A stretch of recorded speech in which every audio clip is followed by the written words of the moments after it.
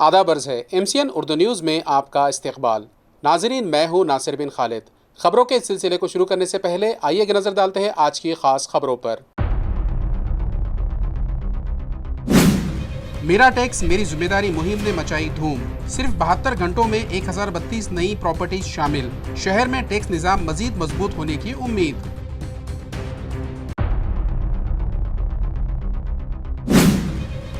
اپنے گھر کے خواب کی طرف بڑا قدم۔ پردھان منتری آواس یوجنا کو عوام کا زبردست رد عمل۔ 1059 اہل افراد نے جمع کرائی 10% رقم۔ شہر میں درخواستوں کا سلسلہ مسلسل جاری۔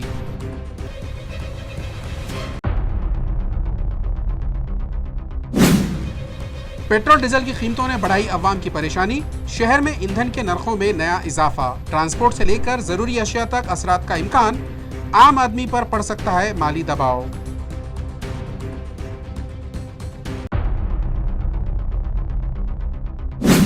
اور شہر میں چوروں کا بے خوف راج۔ ایک ہی رات میں 4 دکانوں پر دھاوا۔ چند لمحوں میں لاکھوں روپیوں کا مال صاف۔ پولیس کی گشت پر پھر کھڑے ہوئے سوالات۔ اب خبریں تفصیل سے۔ میرا ٹیکس میری ذمہ داری مہم کو شہریوں کی جانب سے بھرپور رد عمل حاصل ہو رہا ہے۔ صرف 3 دن میں 1032 نئی پراپرٹیز ٹیکس دائرے میں شامل کی گئی۔ شہر کی وہ پراپرٹیز جن پر اب تک پراپرٹی ٹیکس نافذ نہیں کیا گیا تھا، انہیں ٹیکس کے دائرے میں لانے کے لیے اورنگ آباد میونسپل کارپوریشن کی جانب سے میرا ٹیکس میری ذمہ داری خصوصی مہم مؤثر انداز میں چلائی جا رہی ہے، جسے شہریوں کی جانب سے زبردست رد عمل حاصل ہو رہا ہے۔ اس مہم کے تحت ساتارہ دیولائی زون نمبر 8 اور کانچن واڑی نکشترواڑی زون نمبر 10 علاقوں میں خصوصی ٹیکس مہم چلائی گئی، جس کے نتیجے میں صرف 3 دنوں کے اندر 1032 نئی پراپرٹیز کو ٹیکس کے دائرے میں شامل کیا گیا۔ Mayor Sameer Rajurkar, deputy mayor Rajan Janjal, chairman انل مکری اور اپوزیشن لیڈر عبدالسمیر ساجد کی تجاویز اور کمشنر امول ایڈگے کی ہدایت کے مطابق ایڈیشنل کمشنر کلپتا پملے کی نگرانی میں شہر کی ان پراپرٹیز کی نشاندہی کی جا رہی ہے جو ٹیکس نیٹ سے باہر ہے، تاکہ انہیں بھی ٹیکس نظام میں شامل کیا جا سکے۔ اس مہم کے تحت 20 مئی سے 22 مئی کے دوران زون نمبر 8 اور زون نمبر 10 میں خصوصی کارروائی کی گئی۔ ان 3 دنوں کے دوران افسران اور عملے نے میدان میں جا کر نئی پراپرٹیز کی جانچ، رجسٹریشن اور ٹیکس عائد کرنے کا عمل مکمل کیا۔ صرف 3 دنوں میں 1032 نئی پراپرٹیز پر ٹیکس نافذ کرنا اس مہم کی ایک نمایاں کامیابی قرار دی جا رہی ہے۔ میونسپل کارپوریشن کی میرا ٹیکس میری ذمہ داری مہم کے تحت اب تک 3000 سے زائد پراپرٹیز کو ٹیکس نیٹ میں شامل کیا جا چکا ہے، جس سے شہری آمدنی میں اضافہ متوقع ہے۔ انتظامیہ کے مطابق اس اقدام سے ٹیکس سے باہر پراپرٹیز کا درست اندراج ممکن ہو رہا ہے اور پراپرٹی ٹیکس نظام مزید شفاف اور مؤثر بنتا جا رہا ہے۔ میونسپل کارپوریشن نے شہریوں سے اپیل کی ہے کہ وہ رضاکارانہ طور پر اپنی پراپرٹیز کی ٹیکس رجسٹریشن مکمل کرے اور پراپرٹی ٹیکس پر دستیاب 10% رعایت سے فائدہ اٹھائے۔ ٹیکس وصولی میں نظم و ضبط، شفافیت اور ٹیکنالوجی کے استعمال کو فروغ دینے کے لیے ٹیکس وصولی عملے کی تربیتی ورکشاپ منعقد کی گئی۔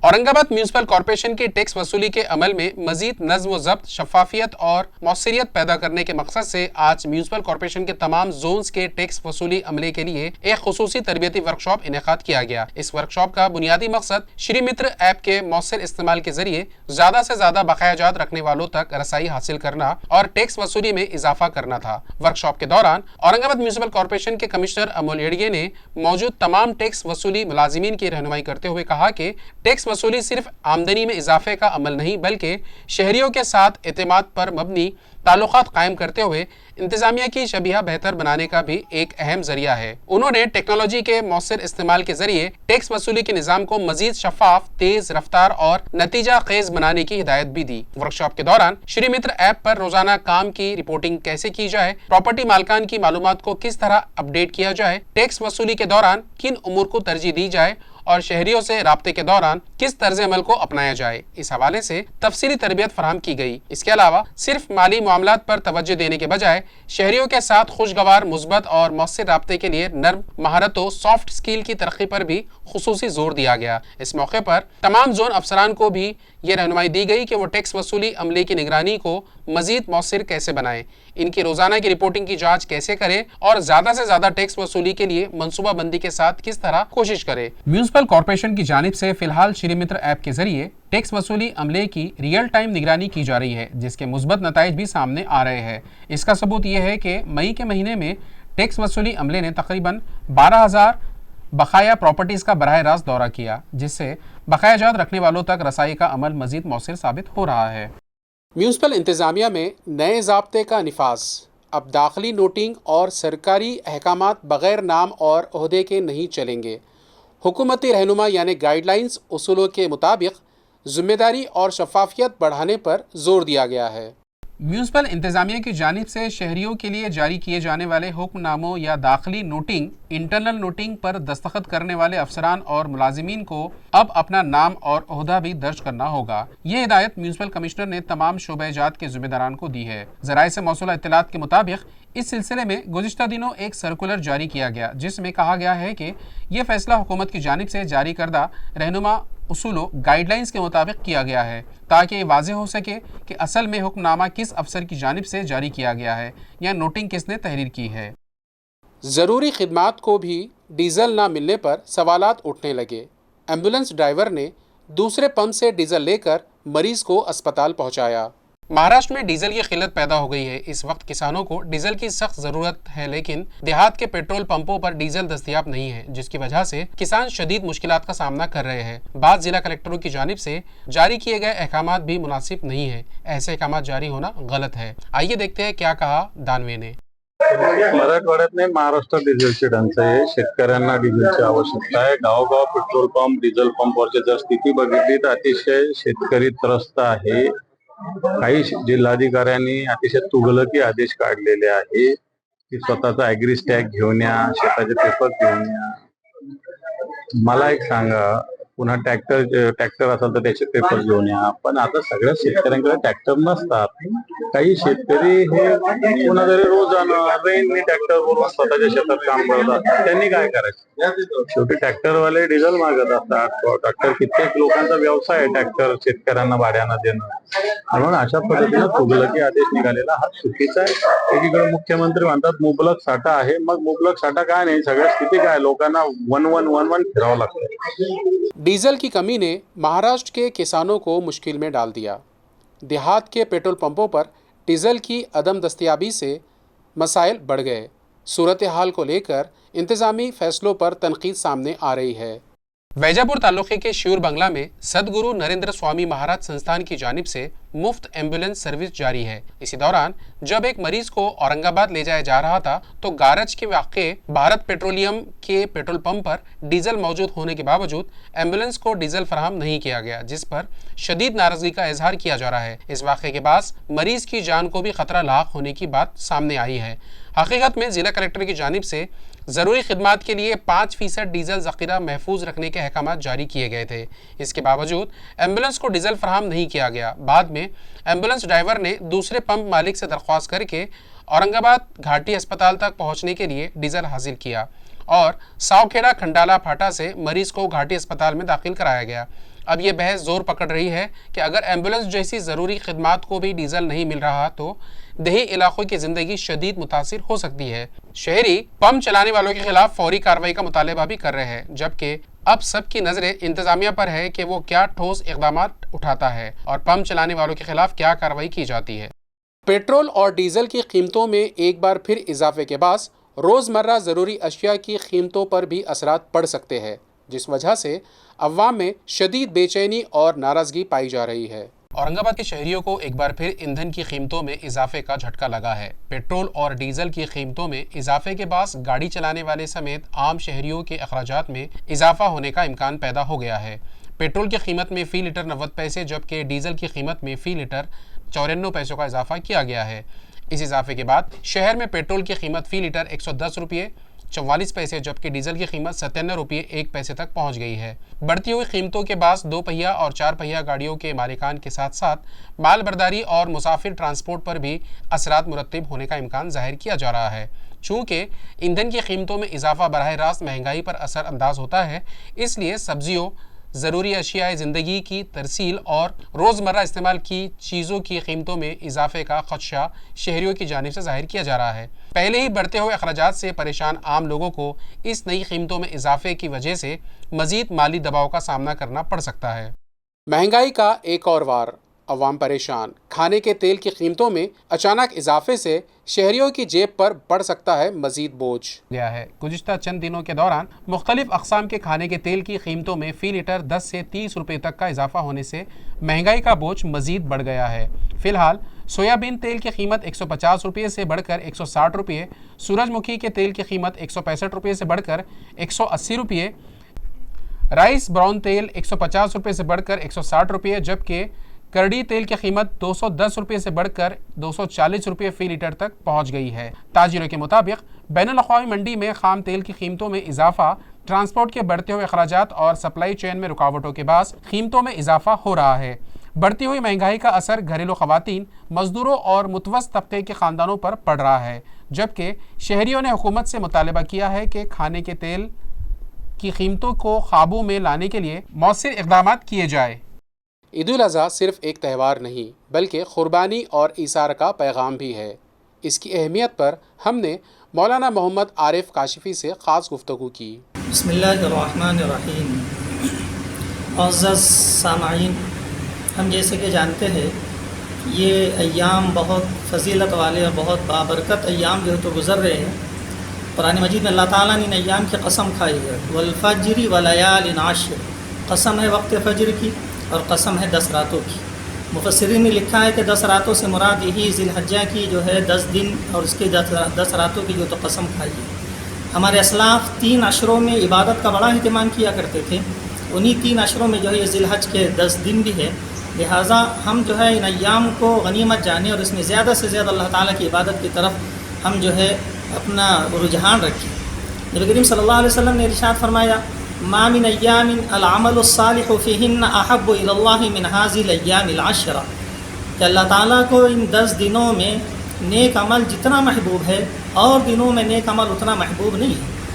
صحابہ نے نبی کریم صلی اللہ علیہ وسلم سے پوچھا کہ ولل جہاد فی رسول ولل جہاد فی سبیل اللہ، کہ اللہ کے راستے میں جہاد بھی اتنی فضیلت نہیں رکھتا اور دنوں میں جتنا ان دنوں میں اللہ کو نیک عمل محبوب ہے۔ آپ صلی اللہ علیہ وسلم نے ارشاد فرمایا، ولل جہاد فی سبیل اللہ الا رجل خرج بنفسه وماله ثم لا يرجع من ذلك بشيء، ہاں ایک آدمی اپنی جان مال سب کچھ لے کر نکلا ہو اور اس میں سے کسی چیز کے ساتھ واپس نہ آیا ہو، اس کا درجہ اور اس کی عبادت بڑھ سکتی ہے، ورنہ ان ایام میں ہر نیک عمل اللہ تعالیٰ کو بہت زیادہ جو ہے تو محبوب اور پسندیدہ ہے۔ اور انہی ایام میں نبی کریم صلی اللہ علیہ وسلم روزوں کا خاص طور سے اہتمام فرمایا کرتے تھے۔ امہات المومنین میں سے ایک ام المومنین ارشاد فرماتی ہے، کان النبی صلی اللہ علیہ وسلم یصوم 9 ذی الحجہ ویوم عاشوراء و3 ایام فی کل شہر، کہ نبی کریم صلی اللہ علیہ وسلم یہ 9 روزے مسلسل جو ہے تو رکھا کرتے تھے، ذی الحج کے 9 روزے آپ صلی اللہ علیہ وسلم رکھا کرتے، اسی طرح یوم عاشوراء کا آپ روزہ رکھتے، اور اسی طرح ہر مہینے کی 3 دن جو ہے تو آپ صلی اللہ علیہ وسلم روزہ رکھا کرتے۔ تو بہرحال ان روزوں کی اس میں عبادات کی بڑی اہمیت اور بہت زیادہ جو ہے تو فضیلت ہے۔ اس میں خاص طور سے تکبیرات کا جو ہے تو اہتمام کرے، اللہ تعالیٰ کا ذکر کرے، تلاوت کرے، نمازوں کا اہتمام کرے۔ بخاری شریف میں امام بخاری نے نقل کیا ہے کہ کانا ابن عمر و ابو ہریرہ رضی اللہ عنہما یخرجان الی السوق فی ایام العشرہ ویکبران، جو ہے تو ضروری۔ ابتداء اسلام میں 3 دن سے زیادہ قربانی کا گوشت گھر میں رکھنا منع تھا، اس لیے کہ کہیں کہیں جو ہے تو قربانی ہوا کرتی تھی، غربت بہت زیادہ جو ہے تو عام۔ دونوں کے دونوں ذی الحج کے ان 10 دنوں میں بازار میں تشریف لے جاتے اور تکبیرات پڑھتے، وَيُكَبِّرُ النَّاسُ بِتَكْبِيرِهِمَا، اور لوگ ان کی تکبیرات کو سن کر وہ بھی جو ہے تو تکبیرات پڑھنے لگتے۔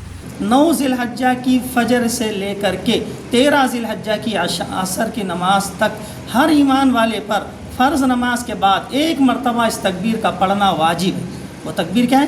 اللہ اکبر اللہ اکبر، لا الہ الا اللہ واللہ اکبر وللہ الحمد۔ ہر مرد پر فرض نماز کے بعد 1 مرتبہ بآواز بلند اس کا پڑھنا واجب ہے۔ عورتیں گھروں میں نماز پڑھیں ان پر بھی واجب ہے، لیکن آہستہ آواز میں جو ہے تو اس کو پڑھ سکتی ہے۔ تو بہرحال ان تکبیرات کا بھی جو ہے تو اہتمام کرے، ایام تشریق جو ہے ان میں جو ہے ان تکبیرات کا پڑھنا ضروری ہے۔ تو معلوم یہ ہوا صحابہ بڑا اہتمام کیا کرتے تھے ان 10 دنوں میں عبادات کا، لہٰذا اہل ایمان کو چاہیے کہ عبادات کا خاص طور سے اس میں اہتمام کرے۔ اور انہی 10 دنوں میں یوم عرفہ ہے، اور یوم عرفہ کی روزے کی مستقل جو ہے تو فضیلت ہے۔ آپ صلی اللہ علیہ وسلم ارشاد فرمایا، صوم یوم عرفہ یکفر السنتین ماضیۃ و مستقبلۃ، یوم عرفہ کی روزے کی جو ہے یہ فضیلت ہے کہ یہ 2 سال کے گناہوں کا کفارہ بن جاتا ہے. 2 سال کے گناہ جو ہوتے ہیں اس سے دھل جاتے ہیں، 1 سال گزشتہ اور 1 سال آئندہ. اس لیے روزوں کا خاص طور سے یوم عاشورہ کے روزے، یوم عرفہ کے روزے کا جو ہے اہتمام کرنا چاہیے.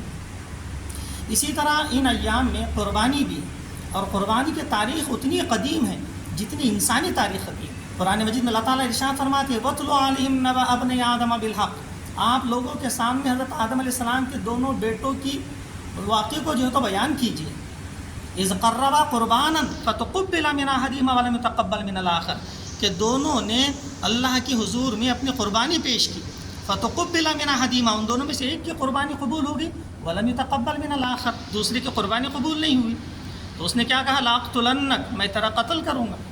حسد، ایک جلن اس کے اندر پیدا ہوگی. دوسرے نے کہا انما یتقبل اللہ من المتقین، اللہ تعالیٰ متقین کی قربانی قبول فرماتے ہیں. اور ہم جو قربانی کرتے ہیں اس کا مقصد بھی ہے کہ انسان میں تقویٰ پیدا ہو، اللہ کا ڈر پیدا ہو، اللہ کے لیے اپنا سب کچھ نچھاور کرنا اس کو جو ہے تو آ جائے.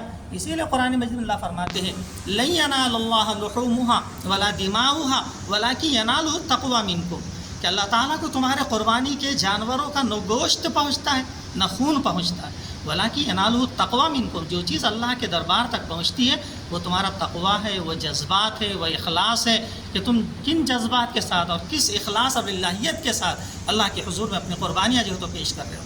تو بہرحال قربانی یہ عظیم ترین عبادت. حضرت ابراہیم علیہ السلام کی یہ سنت، حضرت ابراہیم علیہ السلام کو مختلف طریقوں سے جو ہے تو آزمایا گیا. 90 سال کی عمر میں ایک بیٹا لخت جگر جو ہے تو پیدا ہوا، اور تھوڑا سا دوڑنے کے قابل ہوا، بھاگنے کے قابل ہوا، کچھ امیدیں اس سے وابستہ ہوئی، بڑھاپے کا سہارا جو ہے تو بننے لگا. اس وقت حکم ہوا کہ اپنے اس لخت جگر کو اللہ کے جو ہے خوشنودی کے لیے اس کو جو ہے تو ذبح کر دو. تو حضرت ابراہیم نے اپنے بیٹے سے جو ہے مشورہ کیا اور یہ کہا انی ارا فی المنام انی اذبحک فانظر ماذا تری، میں خواب میں دیکھ رہا ہوں کہ میں تجھے ذبح کر رہا ہوں. فانظر ماذا تری، تیری کیا رائے؟ وہ بیٹا جو ابراہیم کا تھا، نور نبوت اس کے اندر بھی جو ہے تو چمک رہا تھا. فوراً اطاعت اور فرما برداری جو تو اس نے اختیار کی اور یہ کہا یا ابت افعل ما تؤمر ستجدنی انشاءاللہ من الصابرین، آپ کو حکم دیا گیا ہے ستجدنی انشاءاللہ من الصابرین، انشاءاللہ آپ مجھے صبر کرنے والوں میں پائیں گے. میں واویلا نہیں کروں گا، شور نہیں مچاؤں گا، میں تو اللہ کے حکم پر جو ہے اپنی جان دینے کے لیے جو ہے تو تیار. اور جو ہے باپ نے چھری اٹھائی اور بیٹے نے گردن جھکائی اور اللہ کے لیے جو ہے تو باپ اور بیٹا قربانی دینے کے لیے جو ہے تو تیار ہو گئے. اللہ تعالیٰ نے قرآن مجید میں ارشاد فرمایا وَفَدَيْنَاهُ بِذِبْحٍ عَظِيمٍ، ہم نے ذبح عظیم سے جو ہے تو اس کا بدلہ ان کو جو ہے تو دیا. اور آگے اللہ فرماتی ہے وَتَرَكْنَا عَلَيْهِ فِي الْآخِرِينَ، اور قیامت تک کے آنے والے لوگوں میں ہم نے سنت کو جو ہے تو جاری کر دیا. اسی لیے صحابہ نے نبی کریم صلی اللہ علیہ وسلم سے پوچھا تھا ما هي الأضاحي یا رسول اللہ، اللہ کے رسول یہ قربانی کیا چیز؟ آپ صلی اللہ علیہ وسلم ارشاد فرمایا سنت ابیکم ابراہیم، یہ تمہارے والد حضرت ابراہیم کی سنت. صحابہ نے کہا وما لنا فیہا یا رسول اللہ، اے اللہ کے رسول اس میں ہمارا کیا فائدہ، اس میں ہم کو کیا ملے گا؟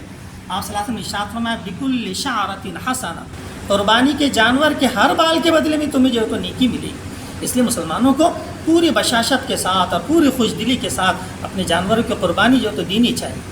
آپ صحابہ حضرت ابن عمر رضی اللہ تعالیٰ عنہ فرمایا کرتے تھے اقام رسول اللہ صلی اللہ علیہ وسلم بالمدینہ 10 سنین یضاحی، نبی کریم صلی اللہ علیہ وسلم 10 سال مدینے میں رہے، آپ نے ہر سال قربانی کی. جبکہ آپ صلی اللہ علیہ وسلم کبھی صاحب نصاب نہیں ہوئے، اتنا مال آپ کے پاس کبھی نہیں رہا کہ جو تو زکوٰۃ فرض ہو جائے، لیکن آپ ہر سال جو تو قربانی کیا کرتے تھے. حضرت ابو امامہ رضی اللہ تعالیٰ عنہ فرمایا کرتے تھے کنا نسمن الاضحیۃ بالمدینہ وکان المسلمون یسمنون، کہ ہم مدینہ منورہ میں قربانی کے لیے اپنے جانوروں کو پال پوس کر بڑا فربا اور بہت موٹا جو ہے تو کیا کرتے تھے. وکان المسلمون یسمنون، اور سارے مسلمان اپنے جانوروں کو پال پوس کر فربا اور جو ہے تو ان کو موٹا کیا کرتے تھے. یہ صحابہ کے اندر جذبات تھے اللہ کے حضور اپنے جانوروں کی جو تو قربانی جو تو پیش کرنے کی. اس لیے مسلمانوں کو خوش دلی اور فراغ دلی کے ساتھ اپنے جانوروں کو اللہ کے راہ میں جو تو قربان کرنا چاہیے. اور قربانی کے لیے اللہ تعالیٰ نے 8 جانور کو حلال کیا ہے.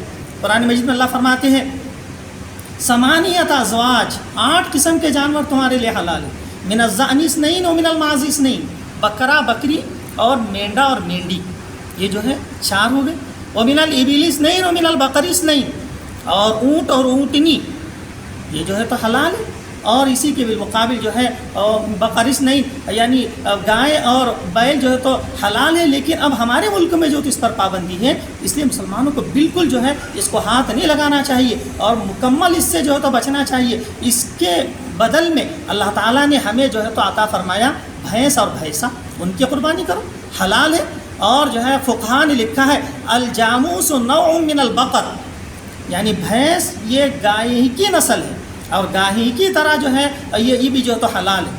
اسی وجہ سے زکوٰۃ جیسے 30 گائیوں پر زکوٰۃ فرض ہوتی ہے، اسی طرح 30 بھینسوں پر جو تو زکوٰۃ فرض ہوتی ہے، فقہا نے جو تو لکھا ہے۔ تو بہرحال آج بھی 8 قسم کے جانور ہمارے لیے حلال ہے، ہم ایک ہی قسم کے جانور کو لے کر بیٹھے اور اس پر پابندی لگنے کی وجہ سے مسلمان بڑے مایوس اور بہت ہی زیادہ نروس اور بہت ہی پست ہمت بنی جو ہے تو ضروری ہے۔ ابتداء اسلام میں 3 دن سے زیادہ قربانی کا گوشت گھر میں رکھنا منع تھا، اس لیے کہ کہیں کہیں جو ہے تو قربانی ہوا کرتی تھی، غربت بہت زیادہ جو ہے تو عام تھی، چند گھروں میں قربانی ہوئی تھی، اس لیے آپ نے 3 دن سے زیادہ قربانی کا گوشت گھر میں رکھنے سے منع فرمایا۔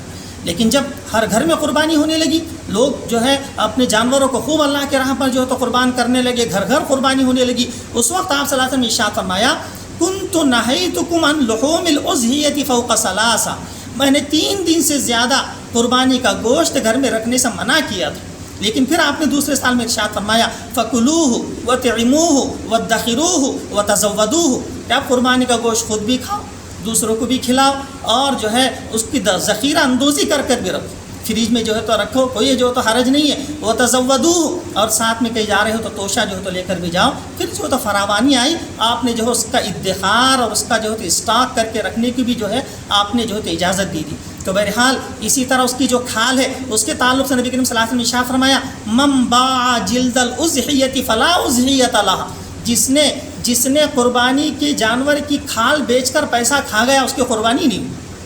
اس کی کھال کو جو غربا میں، مساکین میں اور ضرورت مندوں میں اس کی کھال کو بیچ کر وہ رقم جو ہے تو تقسیم کرے، یا وہ کھال جو ہے خود اس کو سکھا کر کے جو خود استعمال کر سکتا ہے۔ آج کے دور میں مدارس اسلامیہ ہے، غربا مساکین ہے، اس میں جو ہے تو اس کی کھال کو جو ہے تو دینا چاہیے۔ تو بہرحال قربانی یہ عظیم ترین عبادت ہے، مسلمانوں کو پوری فراخ دلی اور پوری خوش دلی کے ساتھ اپنے جانوروں کو جو تو قربان کرنا چاہیے، اور اسی طرح جو جانور ممنوع ہے ہمارے اپنے ملک میں اس سے بہت بچنا چاہیے۔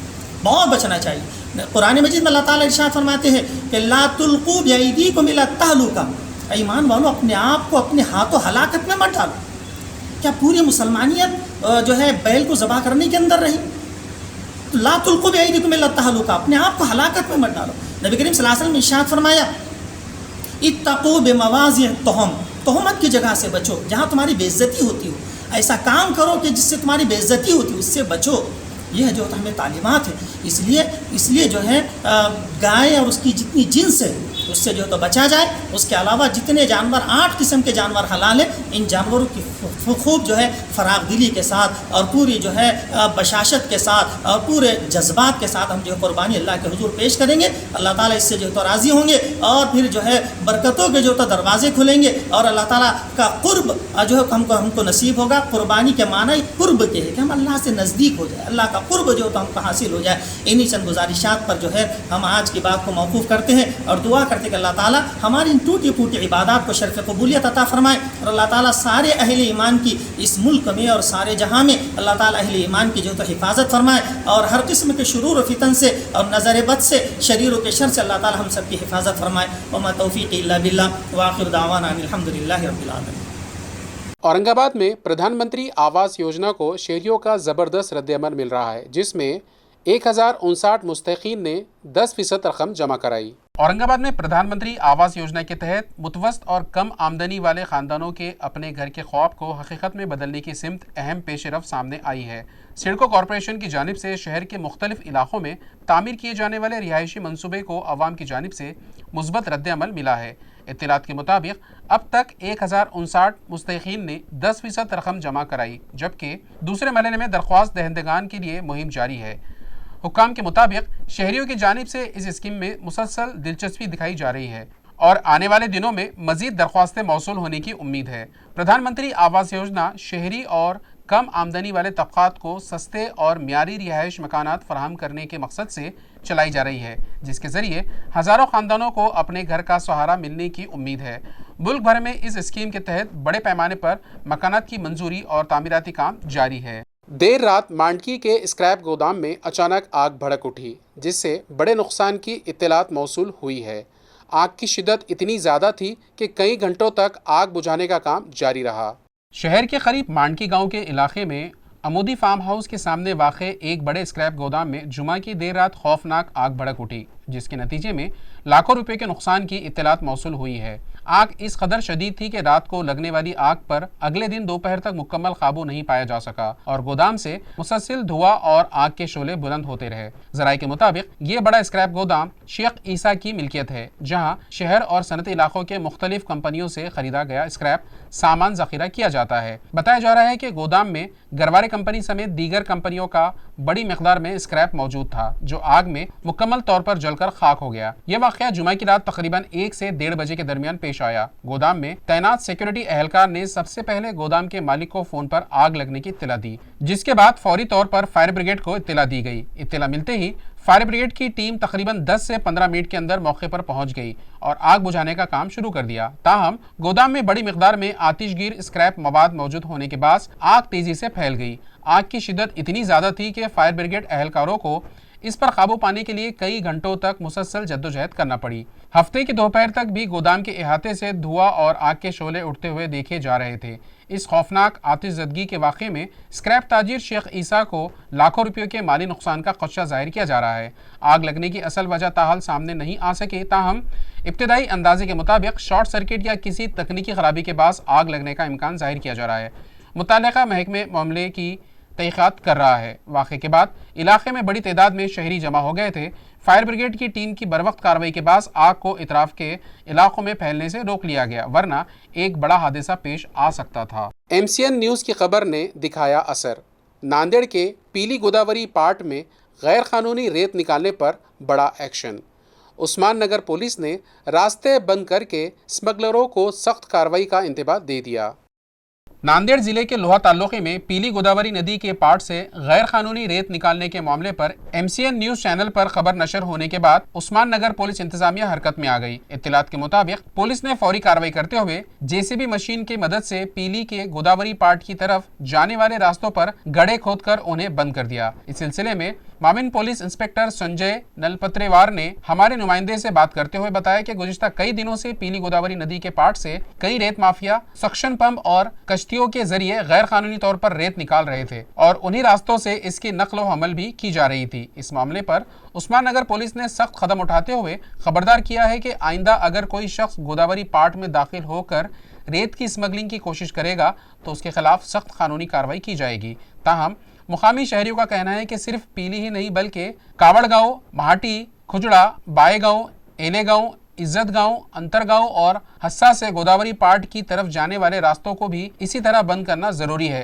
ताकि गैर कानूनी रेत की स्मगलिंग पर मुकम्मल रोक लगाई जा सके। शहर में चोरी की वारदातों ने बढ़ाई तशवीश।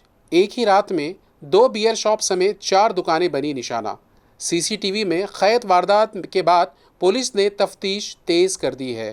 औरंगाबाद शहर में छोटे और मुनज़्ज़म चोरों की सरगर्मियां बढ़ती जा रही है। हफ्ते की सुबह औरंगपुरा और टीवी सेंटर के इलाकों में चोरों ने एक ही रात में 4 दुकानों के ताले तोड़कर लाखों रुपयों का सामान चोरी कर लिया। इस वाक़े के बाद ताजिरों में शदीद खौफ का माहौल पैदा हो गया है। मौसूला मालूमात के मुताबिक चोरों ने 2 बियर शॉप और 1 मसाले की दुकान और 1 पान टपरी को निशाना बनाया और तकरीबन 1,54,000 रुपये मालियत का सामान चोरी कर लिया। गुज़िश्ता 1 माह में शराब की दुकानों को निशाना बनाने का यह छठा वाक़या है, जिसके बाद पुलिस की गश्त और सिक्योरिटी पर सवालात उठने लगे हैं। मजीद ये कि चोरी की ये पूरी वारदात इलाके के CCTV कैमरों में कैद हो गई है और फुटेज की मदद से पुलिस ने तफ्तीश शुरू कर दी है। शहर में बढ़ते हुए चोरी के वाक़यात पर ताजिर बिरादरी ने शदीद नाराजगी का इजहार किया है। गिरफ्तार मुलजिम के वालिद पर पुलिस एहलकारों को धमकाने और हंगामा आराई का इल्ज़ाम। पुलिस ने फौरी कार्रवाई करते हुए बाप और बेटे दोनों पर मुकदमा दर्ज कर लिया है। औरंगाबाद में जुराइम पेशा अफराद की बढ़ती हुई बेबाकी की एक चौंका देने वाली मिसाल सामने आई है। मुकुंदवाड़ी पुलिस स्टेशन में एक बदनाम जमाना मुलजिम के वालिद ने मुबीना तौर पर हंगामा आराई करते हुए पुलिस एहलकारों को खुले आम धमकियां दी। इत्तलात के मुताबिक जुमे की रात मुकुंदवाड़ी पुलिस स्टेशन में यह वाक़या पेश आया। अंडे के एक ताजिर के साथ मारपीट, रकम छीनने और मुबीना तौर पर भत्ता मांगने के मामले में पुलिस ने मुलजिम धीरज केदारे को रामनगर इलाके से हिरासत में लेकर थाने पहुंचाया था। بیٹے کی گرفتاری کی خبر ملتے ہی اس کے والد روندر کیدارے غصے کی حالت میں سیدھے پولیس اسٹیشن پہنچ گئے۔ الزام ہے کہ انہوں نے پولیس اہلکاروں کو دھمکاتے ہوئے کہا کہ میں بڑا مجرم رہا ہوں، تم جیسے بہت پولیس والے دیکھے ہیں، اور بیٹے کو چھوڑنے کا مطالبہ کیا۔ رپورٹ کے مطابق انہوں نے پولیس اہلکار ساگر شرما کو بھی دھمکی دی اور مبینہ طور پر ان کی طرف بڑھنے کی کوشش کی۔ صورتحال کشیدہ ہونے کے بعد پولیس انسپکٹر سچن انگولے نے مداخلت کی، تاہم ان کے ساتھ بھی بدتمیزی اور دھمکی آمیز رویے کا الزام سامنے آیا۔ واقعے کے بعد پولیس نے طاقت کا استعمال کرتے ہوئے روندر کیدارے کو حراست میں لے لیا اور باپ اور بیٹے دونوں کے خلاف مقدمہ درج کیا گیا ہے۔ مزید تحقیقات بہورے اور وایال انجام دے رہے ہیں۔ خبریں ختم کرنے سے پہلے آئیے ایک بار پھر نظر ڈالتے ہیں آج کی خاص خبروں پر۔ میرا ٹیکس میری ذمہ داری مہم نے مچائی دھوم، صرف 72 گھنٹوں میں 1032 نئی پراپرٹیز شامل، شہر میں ٹیکس نظام مزید مضبوط ہونے کی امید۔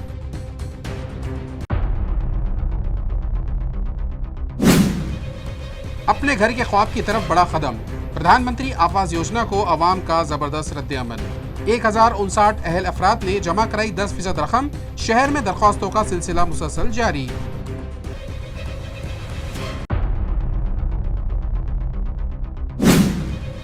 پیٹرول ڈیزل کی قیمتوں نے بڑھائی عوام کی پریشانی، شہر میں ایندھن کے نرخوں میں نیا اضافہ، ٹرانسپورٹ سے لے کر ضروری اشیاء تک اثرات کا امکان، عام آدمی پر پڑ سکتا ہے مالی دباؤ۔